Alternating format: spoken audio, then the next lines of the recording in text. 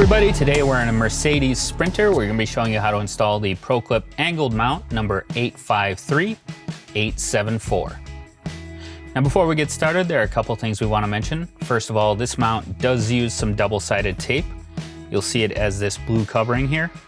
Now you want to peel that covering off before you attach the mount, and that tape is designed so that if you ever have to remove the mount in the future, it's not going to leave any marks or residue behind.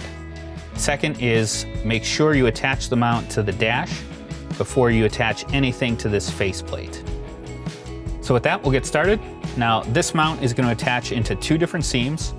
The first is between the hard black plastic around the entertainment center and the hard plastic that goes around the vent. So this seam right in here.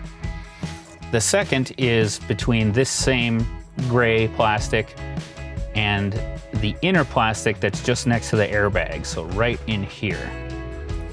Now first of all, you want to take this angled edge, and this seam should be fairly open, but if you need to open it up a little bit more, you can use the included gap opener and just stick it in and flex it a little bit.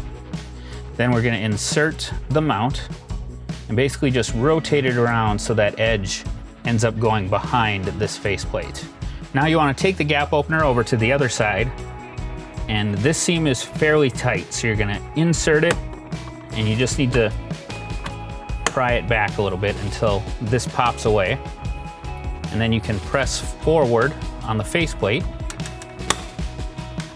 Once it's in, you can reseat that plastic face, and now you have a nice solid mounting platform for a custom ProClip device holder. We hope this video has helped. Have a great day.